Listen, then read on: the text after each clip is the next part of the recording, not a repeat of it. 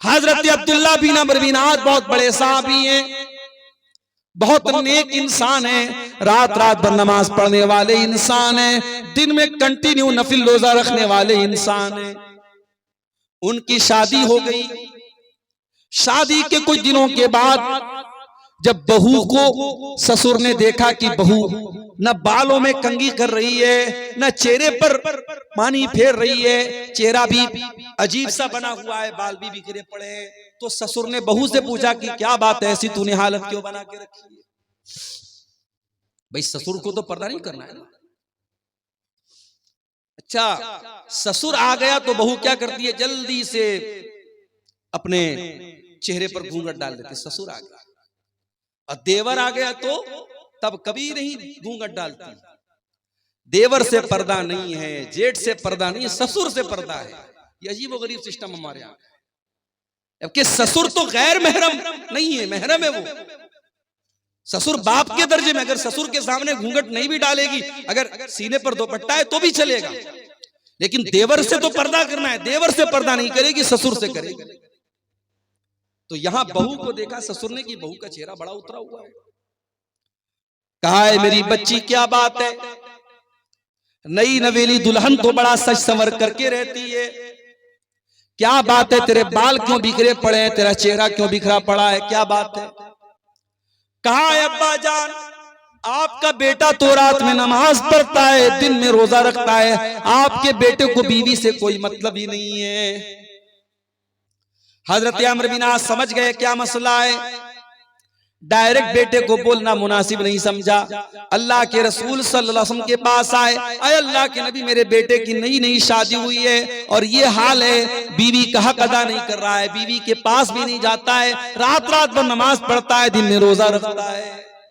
आपने बुलाया हजरत अब्दुल्ला को, आए अब्दुल्ला अलम उखबर अन्नका तक़ूमुल लैल व तसूमुन नहार, आए अब्दुल्ला मुझे पता चला है तुम रात रात भर नमाज पढ़ते हो, क्या सही खबर है?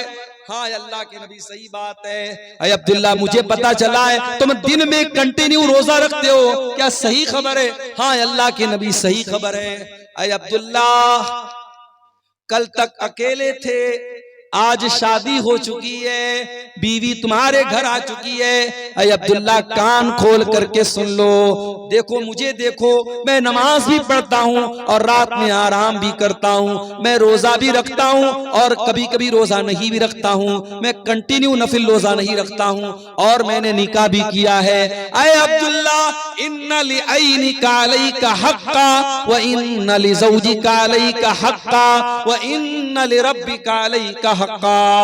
अय अब्दुल्ला तेरे शरीर का भी तेरे ऊपर हक है, तेरी बीवी का भी तेरे ऊपर हक है, तेरे रब का भी तेरे ऊपर हक है। अय अब्दुल्ला अल्लाह का हक भी अदा करो, बीवी का हक भी अदा करो, मेहमान का हक भी अदा करो और अपने शरीर का भी हक अदा करो, सबका हक दो, सबको सबका हक दो।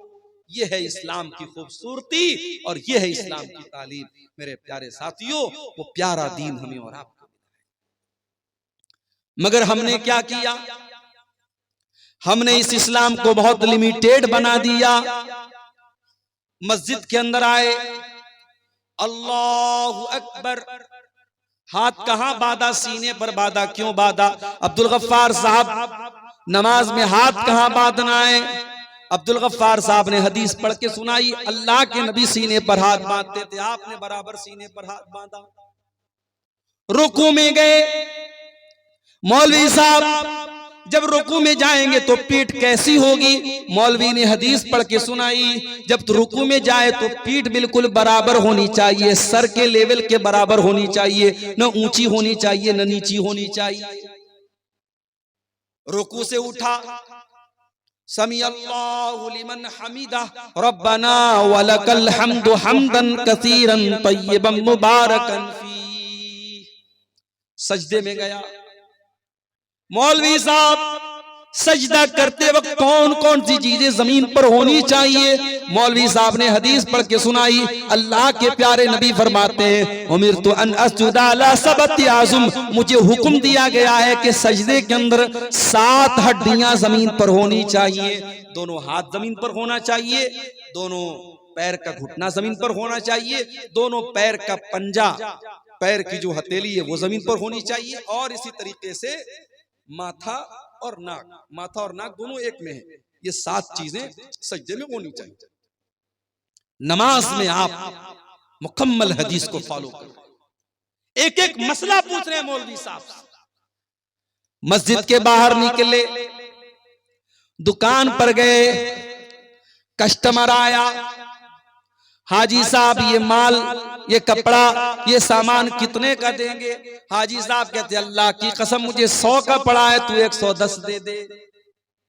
वही हाजी साहब जो मस्जिद में नमाज का तरीका मौलवी साहब से हदीस की रोशनी में पूछ रहे थे, जब मार्केट में आए, जब बिजनेस करने आए, जब कारोबार करने आए, तो झूठी कसम खा करके अपने माल की गलत कीमत बता दी। ओ लोगों, तुमने ये क्यों समझ लिया कि इस्लाम तुम्हारे कारोबार पर अप्लाई नहीं होता? इस्लाम कारोबार से बाहर किसी चीज का नाम है। ओ लोगों, इस्लाम एक मुकम्मल साबिते हयात का नाम है। इस्लाम एक मुकम्मल लाइफ स्टाइल का नाम है। इस्लाम अगर आपको नमाज पढ़ने का तरीका बताता है तो इस्लाम आपको कारोबार करने का तरीका भी बताता है। जब आप बिजनेस करेंगे, कारोबार करें, अल्लाह के नबी ने फरमाया कि वहां झूठ नहीं बोलना है, वहां धोखाधड़ी नहीं करना है, वहां किसी हराम माल का बिजनेस नहीं करना है। कारोबार करने का भी आपको तरीका बताया। यहां तक कि जब आप पेशाब करने जाते हैं, लेटरीन करने जाते हैं, इस्तिंजा कैसे करना है उसका भी तरीका बताया गया। घोड़े और कुत्ते की तरह खड़े होकर के पेट की जिप खोल करके कहीं पर भी पेशाब कर लेना और शर्मगाह को न धुलना, इस्तिंजा न करना, माफ करना, ये मुसलमान का तरीका नहीं है, ये जानवरों का तरीका है, मुसलमान का तरीका नहीं है। हजरत सलमान फारसी रजी अल्लाह ताला अन्हु के पास एक मर्तबा यहूदी आए और यहूदियों ने आकर के मजाक उड़ाते हुए कहा कि ऐ सलमान फारसी, तुम्हारे नबी ने तो तुम्हें सब कुछ सिखाया है, तो ये भी सिखाया होगा पेशाब कैसे किया जाए, पाखाना कैसे किया जाए। कहा कि हाँ ए यहूदियों, हमारे नबी ने पेशाब और पाखाना करने का तरीका भी हमको बताया है। अमरना अल्लाह नस्तकबिल क़िबलत वला नस्तदबिरहा, हमारे नबी ने हमें हुक्म दिया है जब इस्तिंजा करने बैठे तो किबला की तरफ, पश्चिम की तरफ ना चेहरा करें न पीठ करें। और हमारे नबी ने हमको मना किया कि 3 से कम ढेले के जरिए इस्तिंजा न करें। और हमारे नबी ने मना किया कि हम गोबर या हड्डी से इस्तिंजा न करें। ये 3 हुक्म हमारे नबी ने तो हमें पेशाब और पाखाना करने का दिया है। गोया यहूदी तो मजाक उड़ाने के लिए आए थे, मगर सलमान फारसी ने जवाब दे दिया कि ऐ यहूदियों, तुम सही कह रहे हो, हमारे नबी ने हमारे लिए कोई चीज नहीं छोड़ी, हमारे नबी ने हमें पेशाब और पाखाना करने का तरीका भी हमको बताया। शादी हो गई आपकी, बीवी के पास आपको मिलने जाना है। हो सकता है ये टॉपिक दुनिया के लिए बहुत अजीब व गरीब टॉपिक हो, इस टॉपिक पर बात करना है गुनाह माना जाता हो, लेकिन इस्लाम इस टॉपिक पर भी बात करता है और बीवी से मिलने के वो तरीके जो नाजायज और हराम हैं, इस्लाम उनसे मना करता है। आज हमारे नौजवानों में गंदी फिल्मों के जरिए, पॉर्न मूवीज के जरिए बहुत सारे गलत तरीके बीवी से मिलने के राइज हो चुके हैं। आज इसकी भी जानकारी करने की जरूरत है कि मियां बीवी के ताल्लुकात के सिलसिले में इस्लाम क्या कहता है।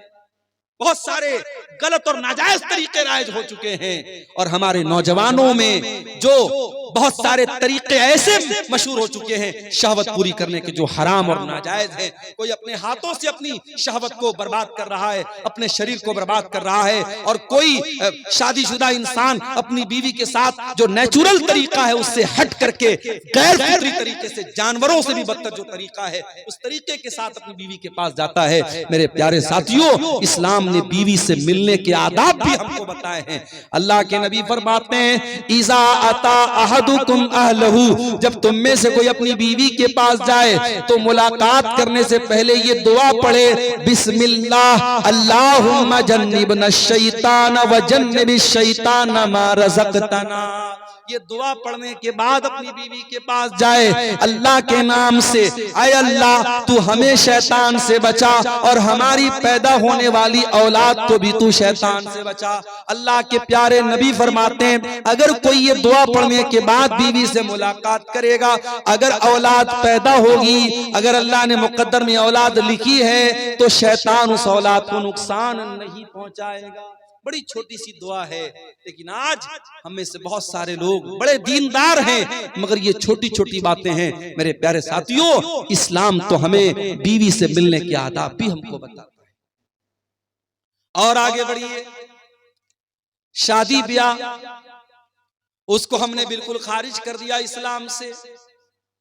चाहे आपके इस इलाके की अंसारी बरादरी हो, चाहे हमारे बनारस के अंसारी समाज के लोग हों, चाहे आपके कटिहार के शेरशाबादी समाज के लोग हों, मुसलमानों में शादी में बहुत सारी फजूल किस्म की रस्म रिवाज आ गई। कहीं जहेज धड़ल्ले से चल रहा है, बाकायदा डिमांड हो रही है। हमारे पहचान के एक साहब हैं, वो बिहार बेतिया एक जगह है, बिहार में बेतिया के रहने वाले हैं, कई बेटियां हैं उनकी, सरकारी टीचर हैं। तो एक मर्तबा उनकी किसी बेटी का रिश्ता लगा, तो मैंने पूछा कि मास्टर साहब आपकी बेटी का जो रिश्ता लगा है लड़का क्या करता है? तो कहा कि लड़का राजगीर का काम करता है, जो मकान वगैरह बनता है, मिस्त्री का काम करता है। तो जाहिर है मिस्त्री का काम करता है तो एक लेबर क्लास का ही काम है, कोई बहुत हाई फाई काम तो नहीं है। तो उन्होंने कहा, रोते हुए कहा, बड़े दर्द के साथ कहा कि मौलाना साहब राजगीर का काम करता है वो लड़का, लेकिन 5 लाख रुपए की डिमांड किया है उसने। क्या कहेंगे आप? जितना क्वालिफाइड दामाद है उसी के हिसाब से डिमांड हो रही है, और जहेज मांगने वाला भी पक्का मुसलमान और जहेज देने वाला भी पक्का मुसलमान। मेरे प्यारे साथियों, नबी के दौर में हजारों शादियां हुई, नबी ने 11-11 शादियां की, नबी ने 4 बेटियों की शादी की, सहाबे किराम ने निकाह किया। न वहां बारात था, न वहां जहेज था, न वहां मंगनी की रस्म थी, न वहां हल्दी की रस्म थी। बड़े सिंपल तरीके से निकाह हो जाता था। हमारे यहाँ आज शादी ब्याह में पूरा का पूरा सिस्टम ही गड़बड़ है। बस एक काम सुन्नत के मुताबिक होता है, बल्कि वो भी सुन्नत के मुताबिक नहीं होता है। निकाह पढ़ाने के लिए हम मौलवी साहब को बुलाते हैं और मौलवी साहब बेचारे आते हैं और बाकायदा लड़का के पास निकाह कबूल कराने के पहले लड़की के पास जाते हैं और लड़की से कबूल करवाते हैं। हमारे बनारस में भी ये रिवाज है। मैं तो कई बार तकरीरों में बोल चुका हूं कि भाई लड़की के पास काजी साहब मौलवी साहब को जाकर के कबूल करवाने की कोई जरूरत नहीं है।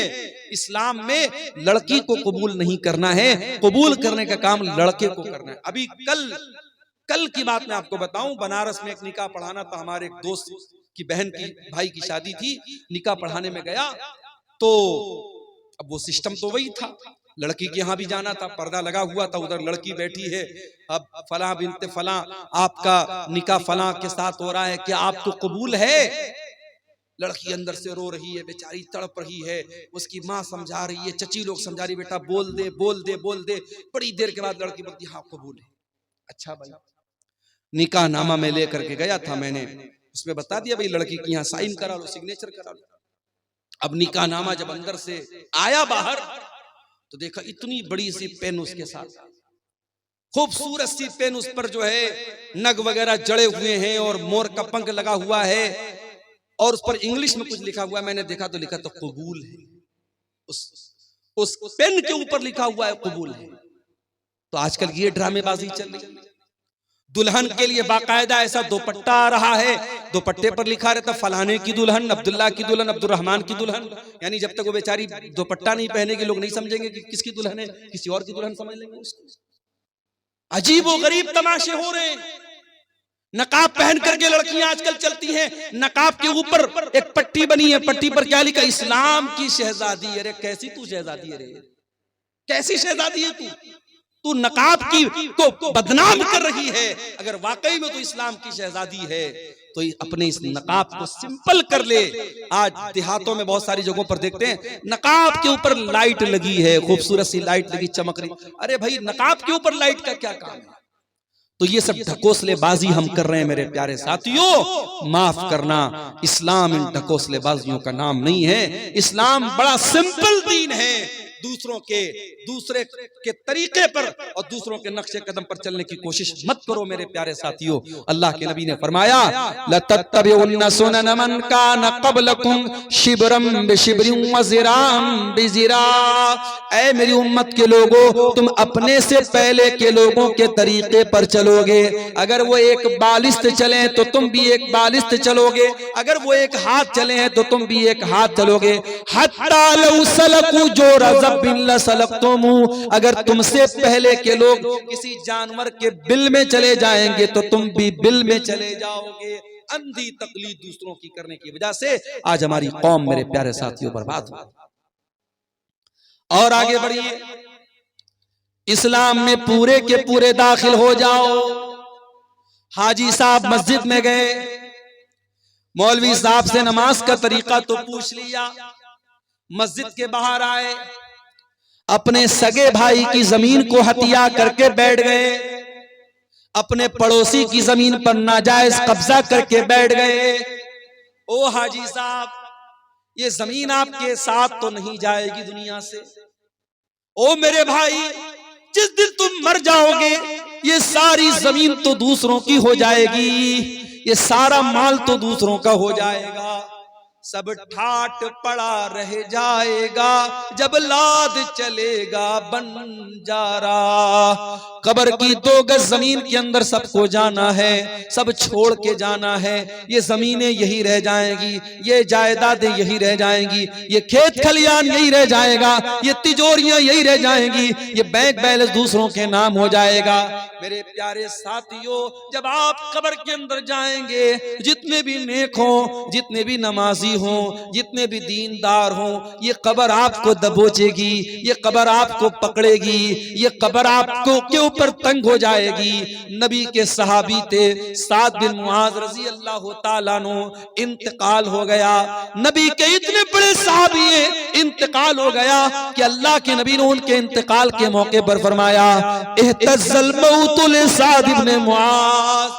आज साद इब्न मुआज का इंतकाल हुआ है। आज इनके इंतकाल पर अल्लाह का अर्श भी हिलने लगा है। इनके जनाजे में 70,000 फरिश्ते जमीन पर उतरे थे। इनका बदन भारी भरकम था। जब जनाजा उठाया गया तो जनाजा बड़ा हल्का मालूम हो रहा था। बाज मुनाफिकों ने कहा कि अरे जनाजा तो बड़ा हल्का मालूम हो रहा है। अल्लाह के प्यारे हबीब ने फरमाया इन्ना लहू हमलतन गैरुकुम। ऐ मेरे सहाबा, ये साद बिन मुआज का जनाजा है, इसके जनाजे में फरिश्ते भी शामिल हैं। इनके जनाजे को फरिश्तों ने उठा के रखा है। इतने बड़े सहाबी थे साद बिन मुआज रजी अल्लाह ताला। साद बिन मुआज को कब्र में उतारा जाने लगा। सहाबे किराम भी साइड में खड़े हैं, अल्लाह के प्यारे नबी भी कब्र के पास खड़े हैं। जब जनाजे को कब्र में उतारा जाने लगा, अचानक अल्लाह के नबी के चेहरे की रंगत बदल गई। अल्लाह के नबी के चेहरे पर डर तारी हो गया, आपके चेहरे पर खौफ तारी हो गया और आपने 3 मरतबा फरमाया सुबहान अल्लाह, सुबहान अल्लाह, सुबहान अल्लाह, अल्लाहु अकबर, अल्लाहु अकबर, अल्लाहु अकबर। आपने 3 मरतबा तकबीर पढ़ी, 3 मरतबा तस्बीह पढ़ी। सहाबा ने भी तस्बीह पढ़ी, सहाबा ने भी तकबीर पढ़ी। सहाबा ने कहा अल्लाह के नबी क्या बात है, आप क्यों घबराए से लग रहे हैं, क्यों आप 3 मरतबा तस्बीह पढ़ रहे हैं, क्यों आप 3 मरतबा तकबीर पढ़ रहे हैं। आपने फरमाया ऐ मेरे सहाबा तज़ायक़ाला साहिबिकुम अल कब्र, तुम्हारे इस साथी की कब्र इनके ऊपर तंग हो गई। इनकी कब्र ने इनको दबोचा था, इनकी कब्र ने इनको पकड़ा था और जितनी देर इनकी कब्र ने इनको पकड़ा था, ऐ मेरे सहाबा मैं भी डर गया और मैंने अल्लाह की तस्बीह पढ़ी, अल्लाह की तकबीर पढ़ी। ऐ मेरे सहाबा इन्ना लिल कब्रि ज़ग़ततन लौ नजा मिनहु अहदुन लनजा साद इब्न मुआज। अगर कब्र के दबोचने से कोई बच जाता तो साद बिन मुआज बच जाते। ओ लोगो, जब नबी का सहाबी नहीं बचा, हमारी और आपकी क्या हैसियत है। ओ नमाजियों, ओ तहज्जुद पढ़ने वालों, वालों, ओ रोजा रखने वालों, ओ कुरान पढ़ने वालों, ये कब्र तो तुमको भी पकड़ेगी, ये कब्र तो तुमको भी दबोचेगी। ओ लोगों, उस कब्र की जिंदगी के बारे में कभी सोचो, कभी उसकी तैयारी करो। ये नाजायज की जायदादें, ये नाजायज जमीनें, ये नाजायज दौलत दूसरे लेके चले जाएंगे, दूसरे मौज मस्ती करेंगे और तुम कब्र में उसकी सजा झेलोगे। ये कोई फायदे का सौदा नहीं, ये घाटे का सौदा है मेरे साथ। हराम कमाई ला करके दूसरों की जिंदगी बना रहे हो और अपनी आखिरत बर्बाद कर रहे हो। भाई भाई की जमीन पर कब्जा कर रहा है, पड़ोसी पड़ोसी की जमीन पर कब्जा कर रहा है। अल्लाह के नबी फरमाते हैं, ओ लोगों कान खोल करके सुन लो, मैं एक इंसान हूं, मेरा फैसला गलत भी हो सकता है कि दो लोग जमीन का फैसला मेरे पास कराने के लिए आए और एक इंसान बड़ी चिकनी चुपड़ी बात करने वाला हो और उसकी बात के फेवर में मैं फैसला कर दूं और दूसरे के खिलाफ कर दूं, जिसका हक था उसको न मिले दूसरे को दे दूं, ऐसा हो सकता है। मैं इंसान हूं, मुझसे गलती हो सकती है। ऐ मेरे सहाबा, अगर कभी ऐसा हो जाए और जमीन जिसकी नहीं थी मैंने जमीन उसके हक में दे दी, तो कान खोल करके सुन लो, इन्नमा अक़तउ लहू क़िताअतम मिनन नार, मैं जमीन का टुकड़ा नहीं दे रहा हूं, मैं जहन्नम की आग का टुकड़ा दे रहा हूं। ओ जमीनों में बेईमानी करने वालों, ओ जायदादों में दूसरों का हक मारने वालों, अल्लाह के वास्ते तौबा कर लो। ये जमीनें तुम्हारे साथ कब्र में नहीं जाएंगी, ये जायदादें तुम्हारे साथ कब्र में नहीं जाएंगी। ये बड़े घाटे का सौदा है। कल कयामत के दिन अल्लाह के पास जाओगे, जिसकी जमीन को हड़पा था, जिसकी जायदाद पर नाजायज कब्जा किया था, जिसके खेत पर नाजायज कब्जा किया था, जिसकी जमीन पर नाजायज कब्जा किया था, वो आकर के कहेगा, ऐ अल्लाह, ये मेरा पड़ोसी है, ये मेरा भाई है, ये मेरा रिश्तेदार है, ऐ अल्लाह, इसने मेरी जमीन को नाजायज तरीके से हड़प लिया था। अल्लाह वहां ये नहीं कहेगा, ऐ बंदे तू जमीन के बदले जमीन दे दे, तू पैसे के बदले पैसा दे दे। दुनिया में पैसे के बदले पैसा दे सकते हो, जमीन के बदले जमीन दे सकते हो। अल्लाह के यहाँ करेंसी चेंज हो जाएगी। सऊदी अरब में इंडिया का पैसा नहीं चलता, पाकिस्तान में इंडिया का पैसा नहीं चलता, बांग्लादेश में टका चलता, इंडिया का पैसा नहीं चलता, रियाल सऊदी अरब में रियाल चलता, इंडिया का पैसा नहीं चलता। ओ लोगों, कयामत के दिन की करेंसी क्या होगी? वहां दुनिया का पैसा नहीं चलेगा, वहां दुनिया की जमीन नहीं चलेगी। वहां अगर किसी का हक मारा है तो आपको अपनी नेकी देना पड़ेगा, आपको अपनी नमाज देना पड़ेगा, आपको अपना रोजा देना पड़ेगा, आपको अपना सदका खैरात देना पड़ेगा, आपको अपनी ज़कात देनी पड़ेगी। और जब सारी नेकी खत्म हो जाएगी और फिर भी कोई लाइन में खड़ा है, ऐ अल्लाह, इसने मेरा भी हक मारा है, मेरी जमीन पर भी कब्जा किया है, मेरे साथ भी ज़्यादती की है, अल्लाह के नबी फरमाते हैं कि फिर सामने वाले के गुनाह इसके ऊपर लादे जाएंगे और जो इंसान दुनिया से बहुत सारी नेकी लेकर के आया था, वही इंसान गुनाहों से लदा हुआ जहन्नम की आग में फेंक दिया जाए। इसलिए मेरे प्यारे साथियों, मैं फिर से वही आयत पढ़ रहा हूं सूरह बकरा की, या अय्युहल्लज़ीना आमनू उदखुलू फिस्सिल्मि काफ़ा, ऐ ईमान वालो, इस्लाम में पूरे के पूरे दाखिल हो जाओ। अपने कारोबार में भी मुसलमान बनो, अपनी जमीन जायदाद के मामले में भी मुसलमान बनो, हुकूकुल्लाह के मामले में भी मुसलमान बनो, हुकूकुल इबाद के मामले में भी मुसलमान बनो। अगर बाप हो, एक अच्छे बाप, बेटे हो एक अच्छे बेटे, शौहर हो एक अच्छे शौहर, सारे गांव के लिए बहुत अच्छे हो। बीवी से कभी प्यार से बात नहीं करते, अरे तू कैसा नबी का मानने वाला है? तेरे नबी अपनी बीवियों के नखरे उठाया करते थे, बीवियों के साथ हंसी मजाक किया करते थे। अल्लाह के प्यारे नबी फरमाते हैं, खैरुकुम खैरुकुम li अहलिही व अना खैरुकुम li अहली। ओ लोगो, तुम में सबसे बेहतरीन इंसान वो है जो अपनी बीवी के लिए अच्छा है और मैं अपनी बीवी के लिए सबसे अच्छा हूँ। प्यारे नबी अपनी बीवियों के लिए सबसे अच्छे थे। ओ लोगों, अच्छे शौहर बनो, अच्छे बाप बनो। आज तो हमारा हाल क्या है? हमारे बच्चों को तो मोबाइल पालता है। 3 साल का बच्चा है, खाना नहीं खाता, माँ ने यूट्यूब दे दिया। 5 साल का बच्चा है, बच्चा परेशान कर रहा था, माँ ने मोबाइल दे दिया। आपका बच्चा तो मोबाइल से पल रहा है, यूट्यूब से पल रहा है। ओ लोगों, अपने बच्चों को टाइम दो। एक मर्तबा ट्रेन में मैं सफर कर रहा था, एक गैर मुस्लिम लड़का लड़की आपस में बात कर, मुझे नहीं मालूम कि भाई बहन थे या मियाँ बीवी थे या कौन थे, मुझे नहीं मालूम, आपस में बात कर रहे थे। ट्रेन की बात बता रहा हूं। तो लड़के ने कहा आजकल छोटी छोटी बच्चियां प्यार मोहब्बत के नाम पे क्या क्या कर रही, 8-8 साल की 10-10 साल की लड़कियां, वो भी प्यार मोहब्बत के चक्कर में पड़ी हुई। तो जो लड़की थी ट्रेन के अंदर, उस लड़की ने बड़ी पॉइंट की बात की। उसने कहा कि छोटी छोटी बच्चियां अगर गलत रास्ते पर जा रही हैं तो ये जिम्मेदारी किसकी है कि उनको सही गलत का फर्क बताएं। ये जिम्मेदारी माँ बाप की है, ये जिम्मेदारी गार्जियन की है। तो लड़का बोला कि गार्जियन कितना ध्यान देगा, गार्जियन कितना भी देखेगा। तो लड़की ने कहा कि गार्जियन अपने आप को झोंक दे। आज का दौर वो दौर है। वो गैर मुस्लिम लोग थे, उनकी बातें, मैं ट्रेन में बैठा था। आजकल का तो माहौल ऐसा है, ट्रेन पर भी आप ज्यादा किसी से बात नहीं कर सकती, अपनी अपनी सीट पर आदमी बैठा रहता है। लेकिन वो बातचीत जो हो रही थी मैं सुना तो मुझे वो बात बड़ी वजनदार लगी। उस लड़की ने कहा कि आज के दौर में अगर अपनी बच्चियों की परवरिश करना है तो अपने आप को कुर्बान करना पड़ेगा, तब आप बच्चियों की परवरिश कर सकते। मेरे प्यारे साथियों, जमाना बड़ा नाजुक है।